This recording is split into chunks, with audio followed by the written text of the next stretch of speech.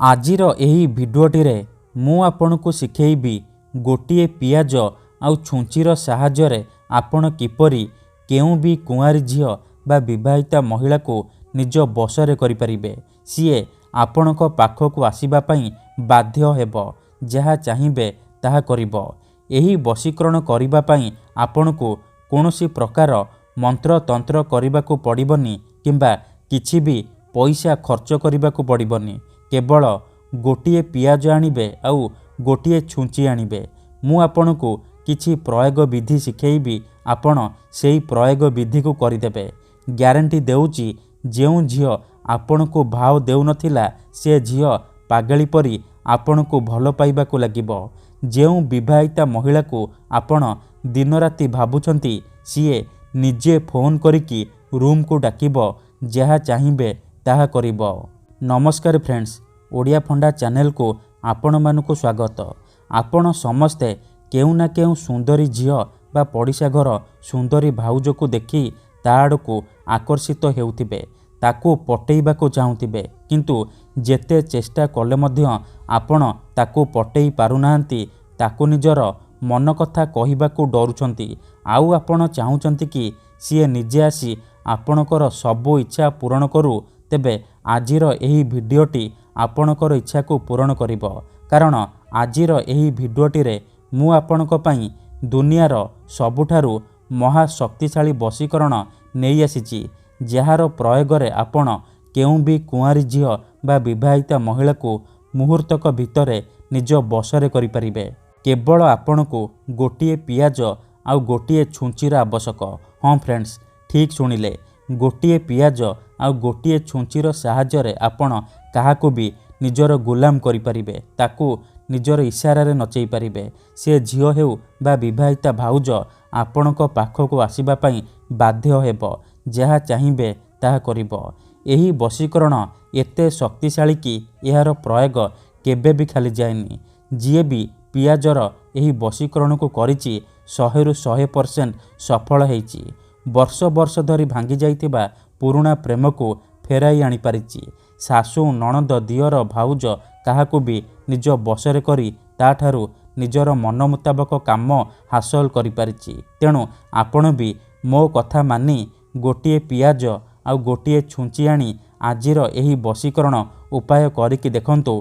तापर देखिबे किपरि जेमिति आपण एपटे एही विधि को करिबे, सेपटे से झियो हेउ बा विवाहिता भाउज छटपट होई उठिबो। जेपर्यंत आपणक पाखकु आसीनी, आपणक सहित संपर्क रखिनी, सीए गोटे मुहूर्त भी रही परिबनी। तेबे एही वशीकरण करिबा सबुठारु सहज। एहाकू आपण किपरि करिबे, केमिति करिबे, एहार प्रयोग विधि कौन, मु आपणकू शिखेइबी। संपूर्ण प्रयोग विधि ठीक भाबरे शिखेइबी। जानिबा पई मोर आपण मानकू अनुरोध कि आपण भिडियोटी को पूरा ध्यान सहित शेष पर्यंत देखिबे। अधारु छाड़िकी पळेइले किंबा काटी काटी देखिले आपण किछि भी बुझी परिबेनी। परे कमेंट करिबे, गुरुजी आपणकर वशीकरण काम करूनी। देखंतु, पियाज आउ छुंचीर एही वशीकरण महाशक्तिशाली वशीकरण, किंतु एहाकू आपण संपूर्ण विश्वास, निष्ठा आउ एकाग्रतार सहित करिबे। देखंतु, मु आपणकू कहूची, जेउपरि आपण भगवान को मानुचंती, भगवान को उपरे विश्वास रखिचंती, निजर सबु दुख कष्ट असुविधा भगवान को जणाउचंती, जदि से असुविधार समाधान न हेला तार माने नुहे कि भगवान नांती। सेहीपरि तंत्र मंत्र हुए, वशीकरण काम करे, किंतु एहाकू आपणकू सिद्ध करिबाकू पड़िबो। प्रयोग विधि को ठीक भाबरे करिबाकू पड़िबो। मु आपणकू जेमति शिखेइबी, आपणकू ठीक सेहीपरि करिबाकू पड़िबो। तेबे जाई मु आपणकू ग्यारंटी देउची, आपण जेउ झियो बा विवाहिता महिला उपरे पियाजर एही वशीकरण को प्रयोग करिदेबे, सीए आपणकर बसरे हेजिबो। आपण ताकू जहा कहिबे, जेमिति कहिबे, सीए करिबो। आपणकर सबु इच्छा पूर्ण करिबो। तेबे एही विधि को आपण किपरि करिबे, चलंतु जानिबा। विधिटी जानिबा पूर्वरु जदि आपण आम चैनल को नुआ आसीचंती, तेबे दयाकरी चैनल को सब्सक्राइब करी पाखरे थिबा बेल आइकन को मध्य दबाई दियंतु, जहा द्वारा आमे जेउ भी वीडियो अपलोड करिबो सर्वप्रथमे आपण देखि परिबे आउ तार लाभ पाई परिबे। ତେବେ ଚାଲନ୍ତୁ ଜାଣିବା ଏହି ବଶୀକରଣ ବିଧିକୁ ଆପଣ କିପରି କରିବେ। ମନେ ରଖନ୍ତୁ, ଏହି ବଶୀକରଣ ବିଧିକୁ ଆପଣ କେବଳ ଶୁକ୍ରବାର ଦିନ କରିବେ। ରାତିରେ ଶୋଇବା ପୂର୍ବରୁ କରିବେ। ବିଧିଟି କରିବା ପୂର୍ବରୁ ଭଲ ଭାବରେ ହାତ ଗୋଡ଼ ମୁହଁ ଧୋଇକି ସଫା ବସ୍ତ୍ର ପିନ୍ଧିକି ଆପଣ ନିଜ ବିଛଣା ଉପରେ ବସିକି ଏହି ବଶୀକରଣକୁ ଆରମ୍ଭ କରିବେ। ମନେ ରଖନ୍ତୁ, ଏହି ବଶୀକରଣ ହେଉଛି ମୁସଲିମ ବଶୀକରଣ। ଏହାର କୌଣସି ପ୍ରକାର କାଟ ନାହିଁ, ତେଣୁ ଏହାକୁ ଆପଣ ଭାବିଚିନ୍ତି ପ୍ରୟୋଗ କରିବେ। ଠିକ୍ ଅଛି, ତେବେ ଚାଲନ୍ତୁ ଜାଣିବା ଏହି ବିଧିକୁ ଆପଣ କିପରି କରିବେ। ମନେ ରଖନ୍ତୁ, ଏହି ବଶୀକରଣ କରିବା ପାଇଁ ଆପଣ ଗୋଟିଏ ପିଆଜ ଆଣିବେ, ଆଉ ଗୋଟିଏ ଛୁଞ୍ଚି ଆଣିବେ, ଆଉ ଗୋଟିଏ କଳା ରଙ୍ଗର କଲମ ଆଣିବେ। ଏତିକି ଜିନିଷ ଆଣିସାରିବା ପରେ ନିଜର ଶୋଇବା ବିଛଣା ଉପରେ ଆପଣ ବସି ପଡ଼ିବେ। ଧ୍ୟାନ ରଖିବେ ଯେମିତି ଆପଣଙ୍କୁ କେହି ଦେଖିବେନି କିମ୍ବା ଅଧାରୁ ଡାକିବେନି। ତାପରେ ପିଆଜ ଉପରେ ସେଇ ଝିଅ ବା ସ୍ତ୍ରୀର ନାମ ଲେଖିବେ ଯାହାକୁ ଆପଣ ପଟେଇବାକୁ ଚାହୁଁଛନ୍ତି। ତା ପାଖରେ ଆପଣ ନିଜର ନାମ ଲେଖିବେ। ନାମ ଲେଖିସାରିବା ପରେ ସେ ପିଆଜକୁ ବାମ ହାତରେ ଧରିବେ, ଆଉ ଛୁଞ୍ଚିକୁ ଡାହାଣ ହାତରେ ଧରିବେ।